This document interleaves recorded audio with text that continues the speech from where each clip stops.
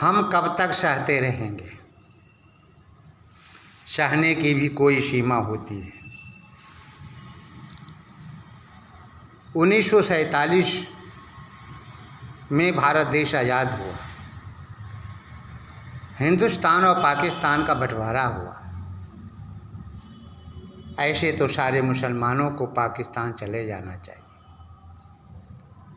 जब उसे एक अलग देश मिल गया तो भारत देश में रहने का उसका कोई भी अधिकार नहीं। और भारत के रहने वाले मुसलमान अधिकतर पाकिस्तान की सराहना करते रहे हैं। लेकिन आज जब 22 अप्रैल 2025 को हमारे निर्दोष हिंदू भाइयों को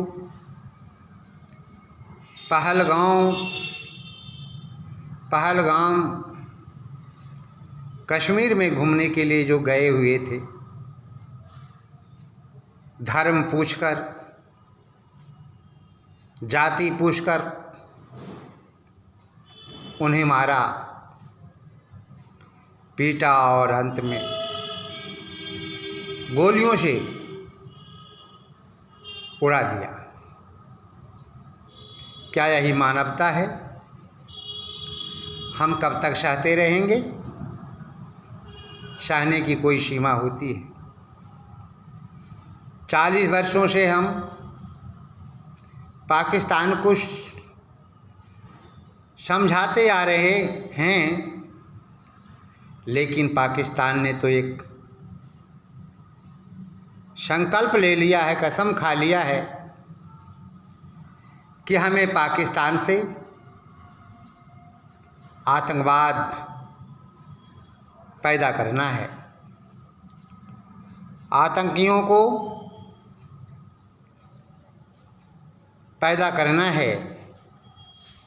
केवल इतना ही सीखा है पाकिस्तान।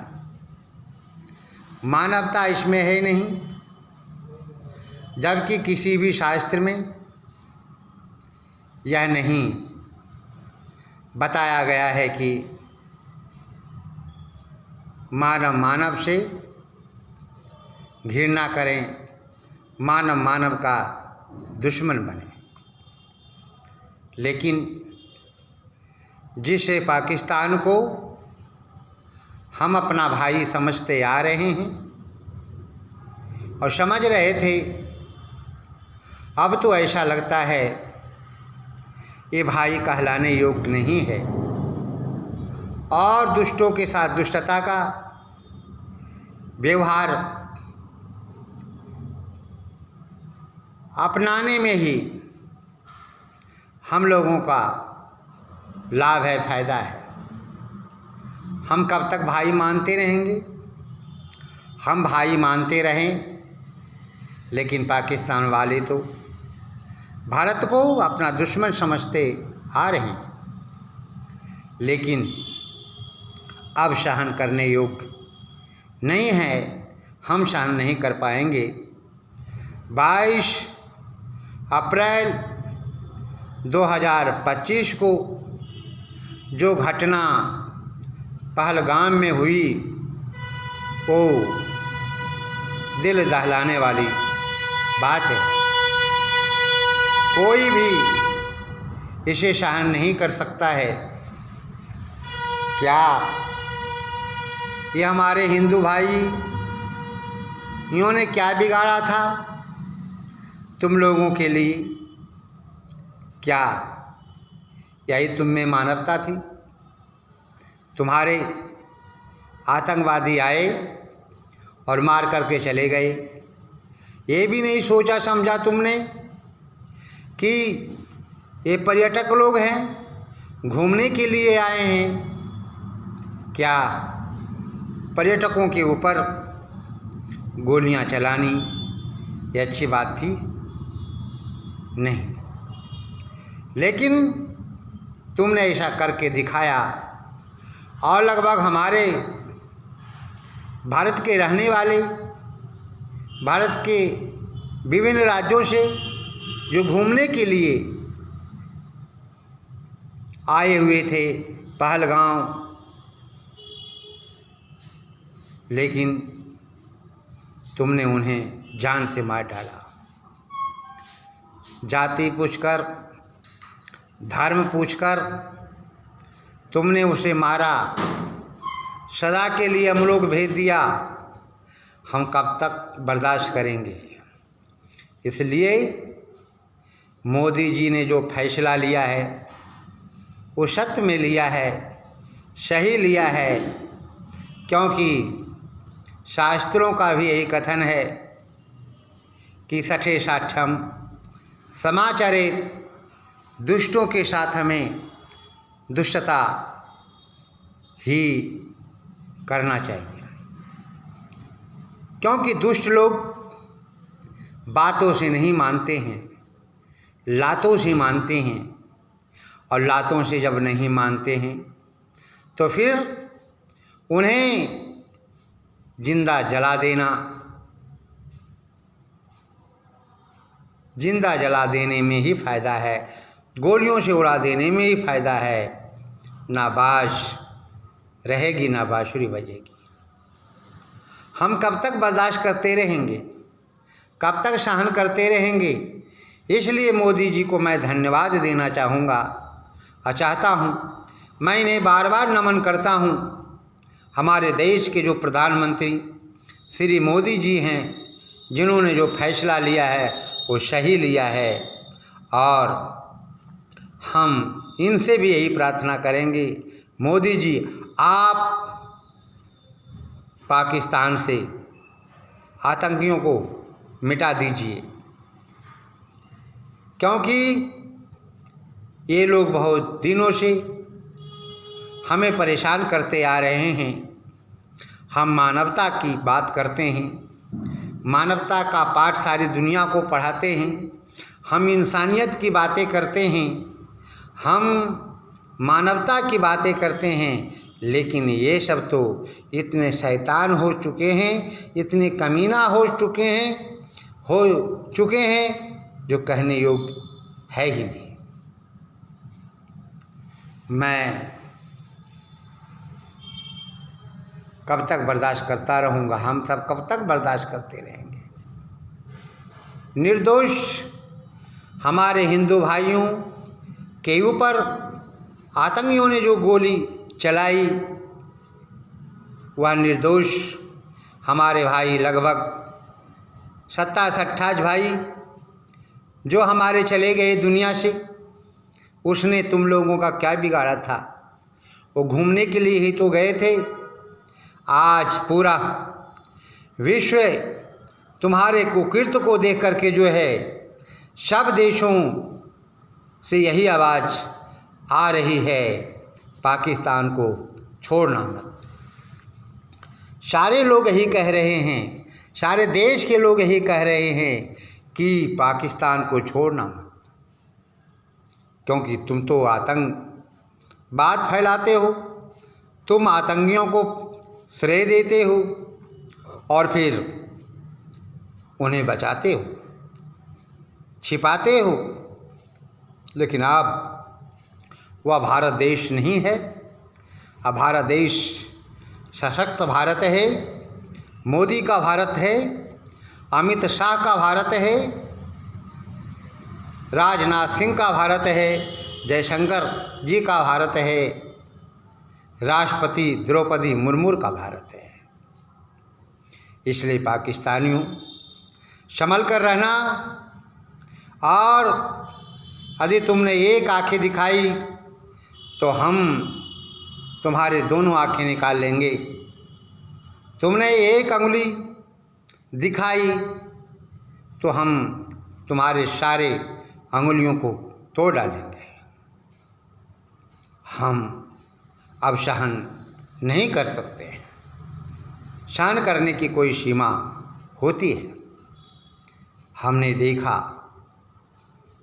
सोचा, समझा, कि नहीं चलो, पाकिस्तान पड़ोस में रहने वाला अपना ही एक भाई है, लेकिन तुमने कभी भारत को अपना भाई नहीं माना। तुम्हारे दिमागों में तो बेफजूल बातें उठा करती है।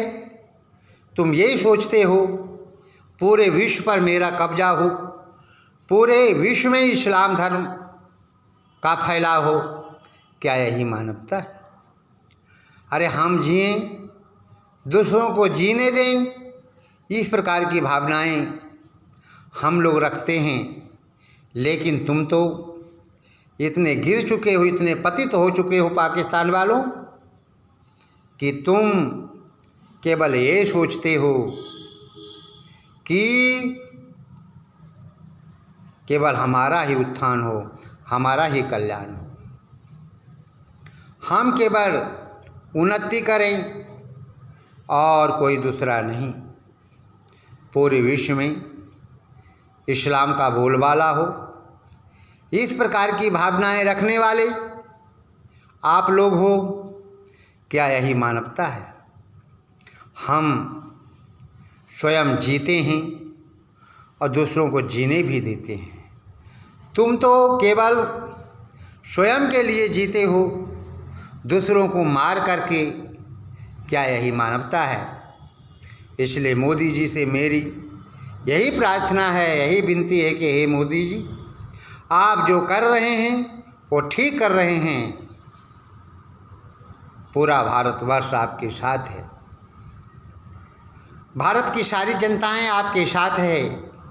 आप न्याय के पथ पे चल रहे हैं, भगवान श्री राम के पथ पे चल रहे हैं, योगी श्री कृष्ण के पथ पर चल रहे हैं। जब दुर्योधन अन्याय करने लगा था तो श्री कृष्ण ने समझाया, हे दुर्योधन, पांडवों के रहने के लिए कम से कम 5 गांव दे दो, 5 गांव दे दो। दुर्योधन ने मना कर दिया, कहा मैं पांडवों को सुई भर भी जमीन नहीं दूंगा। राम ने रावण को समझाया, लेकिन रावण माना नहीं, सीता का अपहरण किया। अंत में रावण का विनाश हुआ, रावण मारा गया। तो अन्याय ज़्यादा दिन तक टिकता नहीं है, इसलिए अब हम सहन नहीं कर सकते हैं और हम शेर बनकर दुश्मनों को मारेंगे, पीटेंगे और हम लोग भिजवा देंगे। तुमने जब फैसला ये ले लिया है कि हम हिंदुओं के ऊपर गोलियां चलाएंगे, निर्दोष प्राणियों को मारेंगे, तो हमने भी ये फैसला ले लिया है कि हम पाकिस्तान को सबक सिखाएंगे, सिखा के रहेंगे। इसलिए पाकिस्तानियों समझ जाओ, और मोदी जी जो कर रहे हैं ठीक कर रहे हैं। पाकिस्तान से आए हुए जो लोग भारत देश में रह रहे थे उन्हें भगा रहे हैं, बहुत अच्छा कर रहे हैं। उन्हें रहने का कोई यहाँ अधिकार नहीं है। बांग्लादेशी जो यहाँ रह रहे हैं उन्हें भगाना चाहिए, उन्हें यहाँ रहने का कोई अधिकार नहीं है। और अगर ये ऐसे नहीं मानते हैं, ऐसे नहीं जाते हैं, तो इनके साथ छठे साठम समाचरित का ही बल प्रयोग करना होगा, तभी ये सब जाएंगे। क्योंकि ये सब मानने वाले नहीं हैं। इन्होंने इसे तो संकल्प ले लिया था कि हम भारतवर्ष को इस्लामिक कंट्री बनाएंगे। अरे कभी सपना में भी नहीं सोचना, जिस देश में वीर बंदा बैरागी पैदा हुआ हो, जिस देश में वीर बंदा बैरागी पैदा हुआ हो, जिस देश में वीर सावरकर पैदा हुआ हो, जिस देश में भगवान रामचंद्र, जिस देश में श्री कृष्णचंद्र, जिस देश में नेता सुभाष चंद्र बोस, जिस देश में रासबिहारी बोस, जिस देश में भगत सिंह और जिस देश में स्वामी दयानंद सरस्वती, जिस देश में स्वामी विवेकानंद सरस्वती उत्पन्न हुए हो, उस देश को कोई भी पराजित नहीं कर सकता। और वर्तमान समय में जिस देश में नरेंद्र मोदी जैसे हमारे देश में प्रधानमंत्री हो, योगी श्री कृष्ण जैसे हमारे देश में योगी आदित्यनाथ हो, हमारे देश में अमित शाह जैसे शेर हो, हमारे देश में राजनाथ सिंह जैसा मजबूत रक्षा मंत्री हो, उस देश को कोई पराजित नहीं कर सकता। और अब तो केवल एक ही रास्ता बचा है, इस भारतवर्ष को हिंदू राष्ट्र बनाना चाहिए। जब यह देश हिंदू राष्ट्र बन जाएगा तो निश्चित है यहाँ पे प्रत्येक रहने वाले लोग आराम से रहेंगे, और प्रत्येक व्यक्ति आराम चाहता है। इसलिए भारत के सभी लोगों से मेरी प्रार्थना है कि भारतवर्ष को हिंदू राष्ट्र बनाया जाए और फिर सबको आराम से जीने देना चाहिए। हम तो डूबे सनम, तुमको भी ले डूबेंगे, ऐसी भावनाएं नहीं रखनी चाहिए। हम स्वयं जिएंगे और दूसरों को जीने देंगे, हम स्वयं जिएंगे और दूसरों को जीने देंगे, हम स्वयं जिएंगे दूसरों को जीने देंगे। ऐसी भावनाएं तो केवल हिंदुओं में ही होती है और किसी में नहीं। हमारी संस्कृति ये कहती है, सर्वे भवन्तु सुखिनः, सर्वे सन्तु निरामयाः, सर्वे भद्राणि पश्यन्तु, माँ कश्चित् दुख भाग भवेत्। हे नाथ सब सुखी हो, हे नाथ सब सुखी हो, कोई ना हो दुखारी, सब हो निरोग भगवन, धन धान के भंडारी, सब भद्र भाव देखें, सन्मार्ग के पथिक हो, दुखिया न कोई होवे, सृष्टि में प्राणधारी। हमारी ऐसी भावनाएं हुआ करती हैं। हम स्वयं जीते हैं, दूसरों को जीने देते हैं। जब इस प्रकार की भावनाएं हम में हैं और प्रत्येक लोगों में होनी चाहिए, और ये कब संभव होगा? जब ये हमारा भारतवर्ष हिंदू राष्ट्र बनेगा। मुझे पूर्ण विश्वास है कि यह भारतवर्ष 2 साल, 3 साल, 4 साल, 5 साल में हिंदू राष्ट्र अवश्य ही बनेगा। इसी में सभी भारतवासियों का कल्याण है, इसी में सभी भारतवासियों का हित है, इसी भारतवर्ष में, इसी में भारत के रहने वाले सभी लोगों का कल्याण है। इति ओम।